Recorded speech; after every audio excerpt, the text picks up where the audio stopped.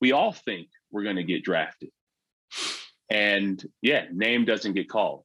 Should we pay attention to the name not being called, or should we pay attention to who's calling? And that's what I did right there. But that kept a chip on my shoulder, and that made me choose Denver. The Detroit Lions offered me the most money, but I was like, if I can go play with Peyton Manning, right there, my man P Money, if I can go play with him, I can play in the NFL.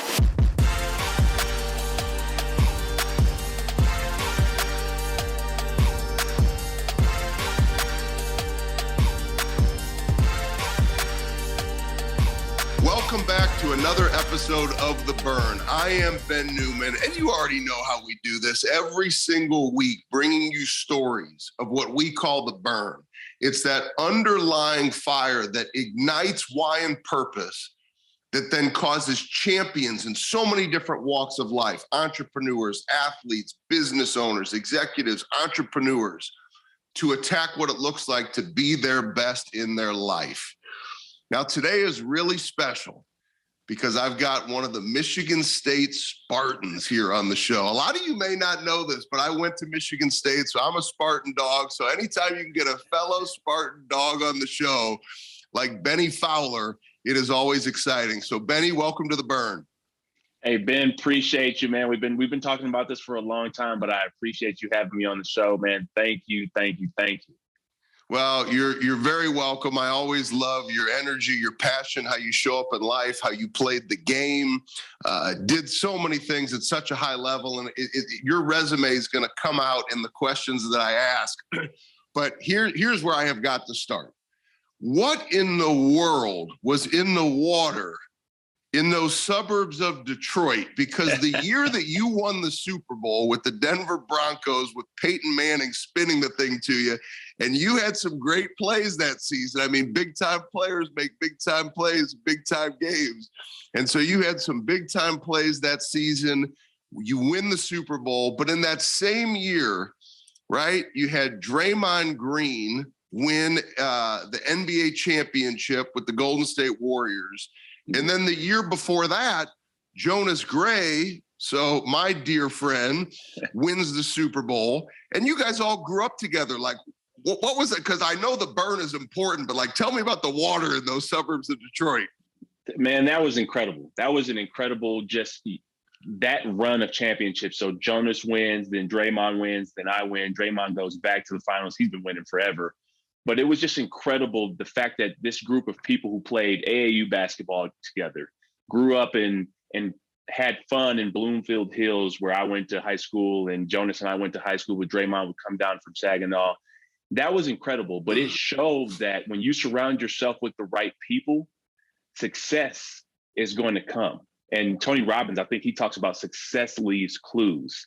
And we were all hanging around each other at the same time, but it was a level of competition. Jonas at Notre Dame, Draymond and I at Michigan State, the best university in the world. We're all there, but we're all competing with each other. And I'll never forget our group chat. There's about 10 guys in there, Division I players and players who played in the pros. It was competitive every single day in terms of who was working out, who was doing the best, who was winning in conditioning. I remember Draymond he was in the NBA, maybe his second year in the NBA, and I was still at Michigan State. And he came back to East Lansing during summer conditioning, and he would ask the strength coaches on how I was doing in terms of conditioning, if I was actually pushing myself, was I winning the sprints, because he knew how talented I was. That's what real friendship is, when somebody's holding you accountable, not always patting you on the back. So Jonas did the same thing. Jonas is the reason why I started playing high school football. I wanted to be a basketball player. I'm going to the NBA. I wanted to be like the late, great Kobe Bryant. But Jonas was like, man, you have some talents and abilities that you can definitely use on the football field, because I had ran track with Jonas. And him getting me and convincing me to go out there is the reason why I was able to go to Michigan State. And then, that led to the NFL. So shout out to Jonas, who we both know and love. Oh, I mean, his son is my godson, Jonas Jr. And, Jonas and I have had so many amazing times in the past. And just it's awesome to see how you guys have inspired each other, which inspires so many, individuals to really understand what it means to chase after your dreams, but then to put in the work on a daily basis to make them happen. So let's go back to the Michigan State days. Had a great run at Michigan State, part of some great teams. All of a sudden, it's NFL draft time. And all the work that I've done in the league, I know the anticipation of that day. And for many players that people don't realize, right, because they go on to have great careers, spend 8 years, you were undrafted. And I know you were there that day waiting for your name to get called, and it didn't. How did that impact your burn, Benny? Because there's a lot of people who in that moment, they give up. It's like, well, if I didn't hear my name, this wasn't for me. And then there's other guys like you, and I call it that underdog mentality. So Will Compton was the first player I ever worked with in the league back in 2013, and he was undrafted. Talk to us about that different fire that comes when you don't hear your name called. Yeah, that fire depends on who you are and what the purpose is. Now, the purpose when you talk about the burn, I didn't necessarily know what my burn was at that time. I was just trying to figure myself out, but I knew my ultimate goal in terms of who I was becoming. I wanted to be a professional athlete. That was my goal as a little kid. I wanted to be a professional athlete. So yes, I did not get drafted. I thought I was going to get drafted. Like I said, like you were saying, coming out of Michigan State, 13-1, we win the Rose Bowl, we win the Big Ten championship. Only team in Big Ten history to win every game by 10 or more points. I mean, we dominated the season. So everybody, myself, Max Bulla, we all think we're going to get drafted. And yeah, name doesn't get called. But what's the ultimate goal? The ultimate goal is to become a pro. So why would I not focus on the 20 teams that were calling for me to be a preferred free agent, a high priority free agent? So that's what I had to do in real time. Okay, yes, I could sulk and be upset that I didn't hear my name called, or I can see that the opportunity is already here in terms of the 20 teams that are calling me right now. And that's what I had to do in real time. I had my dad there, my brother was there, and my mom was on the phone with me, and we were just making sure, like, hey, like, what's going on right now? Should we pay attention to the name not being called, or should we pay attention to who's calling?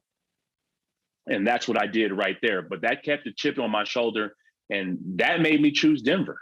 The Detroit Lions offered me the most money, but I was like, if I can go play with Peyton Manning, right there, my man P Money, if I can go play with him, I can play in the NFL.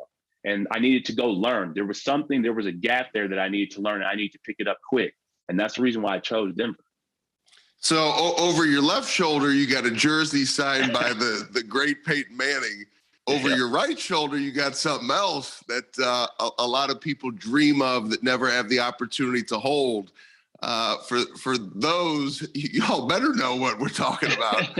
But that Lombardi Trophy. So, number one, I would just say I hope everybody's paying attention to Benny's answer. We don't always get exactly what we want, but we do get to choose how we respond. So you responded with great intentionality to say, what's the best place for me? Where can I learn? Where can I go be a champion? And so not only did you become a pro, you became a champion.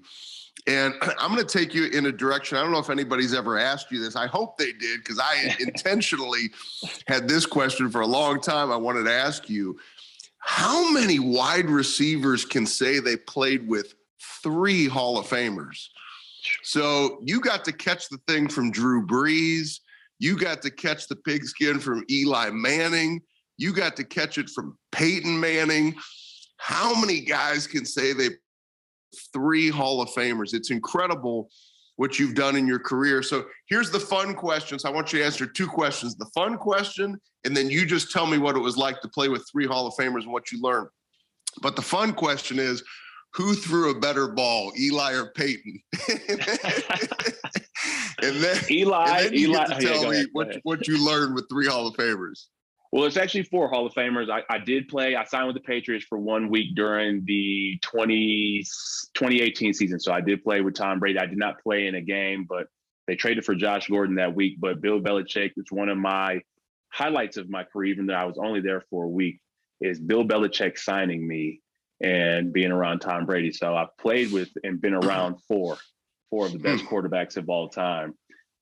Peyton throws a more catchable, I would say pass. The anticipation is there. Eli throws a better spiral. I don't know who's funnier. They're both funny, both great and incredible leaders, great and incredible dads, awesome teammates, best storytellers I've ever been around are the two Manning brothers. So they have a lot of fun. Obviously, people can see that on that Monday Night Football cast. But I've learned a lot from all of them. Peyton, the way you treat people in your preparation and your process, and the way he understood the game. I mean, what he did as a quarterback will never, ever be able to be done again in terms of his mind, pre-snap reads, audibles, and how you can adapt that and relate that to business is how are you adapting in real time?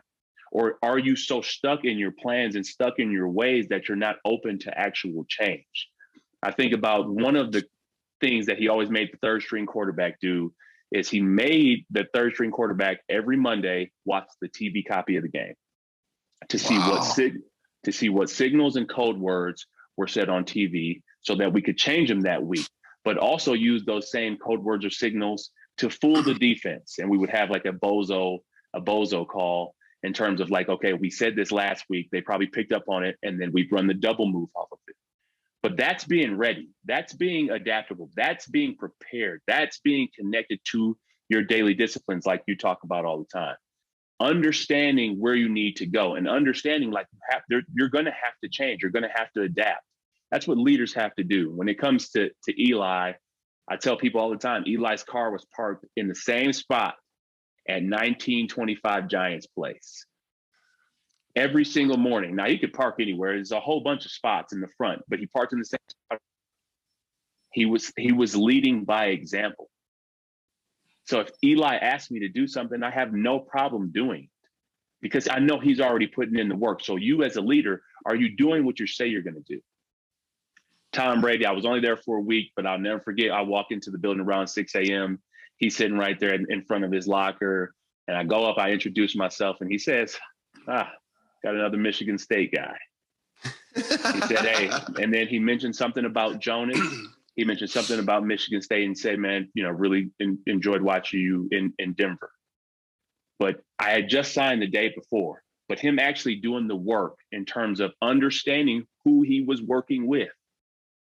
That's important as a leader. Incredible. You want to run through the wall. You want to run through a wall for somebody. You want somebody to run through a wall for you. You have to get them know them as a person.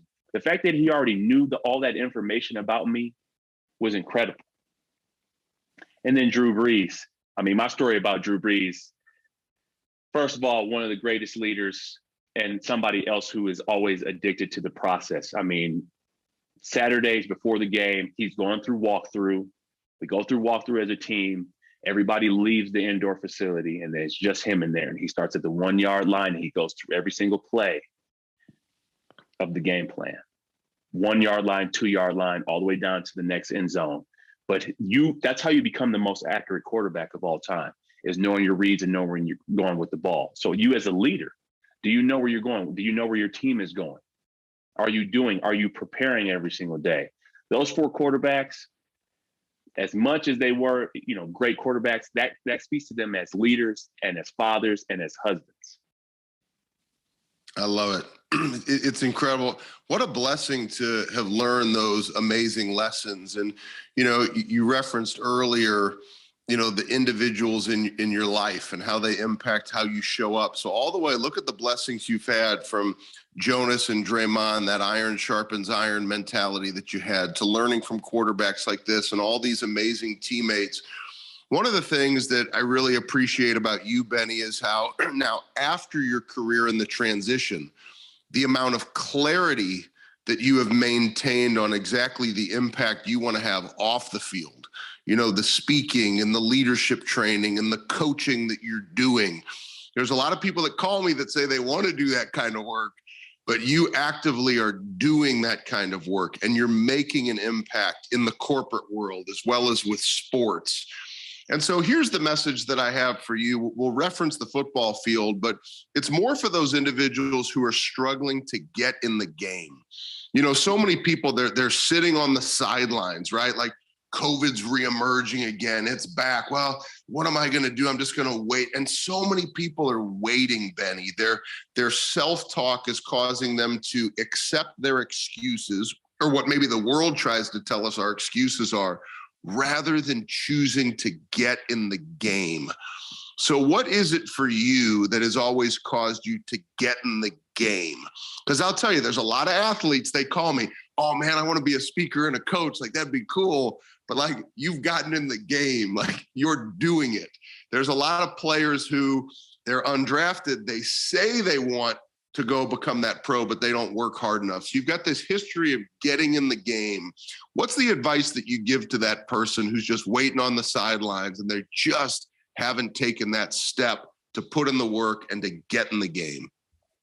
I would say the people who want to get in the game, they need to understand their purpose. But I would say the reason why I've been able to get in the game is because of the foundation that my parents set. My mom and my dad set the foundation for me to get in the game. And they helped me to understand what was important. Yes, getting to the pros is important, but who you're becoming to get to the pros, that's what it's all about. And I wear this bracelet that says the prize is in the journey from the Michael Sadler Foundation. And the prize is in the journey. But my dad laid an incredible foundation in terms of who he was. My dad rose up to the corporate ranks to become the vice president of Ford Motor Company. Before that, he was the COO of Jaguar and Land Rover. That leadership, he's the best leader I've ever been around. He set the example every single day in terms of getting up. I never forget, he would always take us on Saturday mornings when he was a plant manager at Ford. He would take us on Saturday mornings. We would ride around the assembly plant to make sure that the operation and everything that and the standard that he had set was following to what he believed and what should have been the example.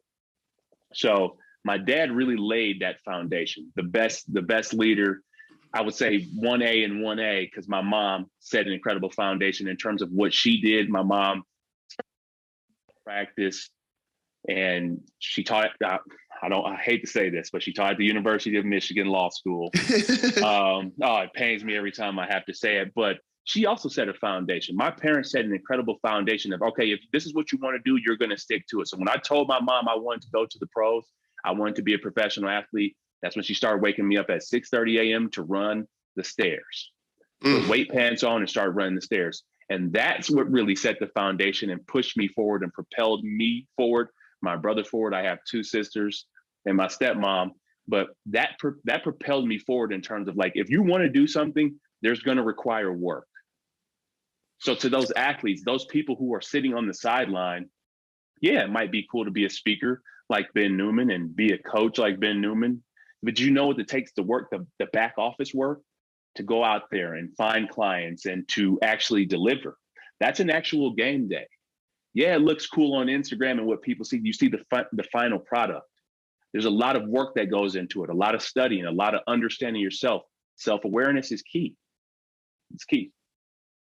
Yeah, Benny, I am loving this conversation. I know we could go on and on and on, but a couple more things that I want to highlight, and then one final big fun question. The thing I want to highlight is, you look at the success that you had on the football field, playing 8 years in the NFL when the average is 2 years and 9 games. I mean, to qualify for retirement is 3 years and 3 games for a reason. Most people never get there, and you did 2.5 times that in the league. It's incredible what you accomplished. Coming out, of course, I hope everybody heard, there were a couple of Michigan references, but Michigan State University. Yes. And then to be doing what you're doing with speaking, writing, and coaching, but you're still giving back. I think every conversation we've had, there's something that you've been doing for kids, or there's something you've been doing for a charity. Even today, the invitation that you offered to me to share the stage with you back at Michigan State to honor Michael Sadler, the punter who died tragically back in 2014, to share the stage with Mel Tucker and Coach D'Antonio and you, like, thank you for giving me the opportunity to be able to impact with you a stage like that. So it's, with as busy as you've been and all you've done, you keep giving and serving. And I think it's amazing. And so I love your heart and how you show up and your passion. So we went deep there, but now we're going to go fun. Fun question. So we're going to roll this Super Bowl week. So just so everybody understands some context, so I'm putting Benny on the stage here. So we're recording this before the AFC and NFC championship games. So Benny Fowler, who is going to win the Super Bowl this year? I'm going to take Kansas City. And that's because they have a championship pedigree. What they were able to do, I don't think people really understand this. It was a great game and a great ending. But in real time, what Patrick Mahomes did, what Andy Reid did, what those players did, the burn, understanding, hey, we're not giving up. 13 seconds left. Every other team in the NFL, I guarantee it, I can almost guarantee that, would have chalked it up. Patrick Mahomes and Travis Kelce draw something up in the dirt and say, hey, just find, I'm just going to find the open spot. That means they actually believed they could get a field goal with 13 seconds left. That belief is incredible. And then you get into overtime, and everybody's talking about the overtime rules. Look, the Buffalo Bills had 60 minutes, and they basically won the game. They didn't finish the game, though. They had it won. Josh Allen did everything he needed to win that game, but they didn't finish. And then you see Andy Reid in the plays that he called in overtime, in real time, 3rd and 1s, 2nd and long. They went down the field 75 yards and scored a touchdown. I mean, that's incredible. And then I would probably take them over the Rams. I think the Rams, they're due in terms of beating San Francisco. No, don't get me wrong. San Francisco was the last team I played for, and with John Lynch, Adam Peters, and Kyle Shanahan and their culture and what they've done. But it's hard to beat a team 3 times in a season. And what the Rams did a couple of days ago to Tampa Bay, I mean, that was a little scary at the end, but the way they came out there and played, I mean, they're super confident right now, and they got an incredible defense. So that's going to be a battle. But I would take the Kansas City Chiefs to win it all. Well, you have heard it here first from Benny Fowler, Kansas City Chiefs over the Los Angeles Rams. Benny, my fellow Spartan dog, I appreciate you. I appreciate how you show up. And I appreciate how you've stayed connected to your burn and what drives you and the hard work that it takes to be an example for individuals wanting to tackle what it means to be the best in their life. So, Benny, thank you so much for coming on the show. Ben, appreciate you, man. Thank you. I want to make sure that everybody checks out here in the notes ways that you can stay connected with Benny, as well as I want to have a request. I asked the question of Benny, there are people who are waiting on the sidelines right now. There's so much adversity in the world today, but there's so much that Benny shared insight as to what it takes to get off those sidelines, having great mentors, learning from the best, putting yourself in position to be great. Please share this episode with somebody who needs the message of getting off the sidelines to go see how great they can be. I look forward to being with you every single week for The Burn. Let's continue to fight the good fight together.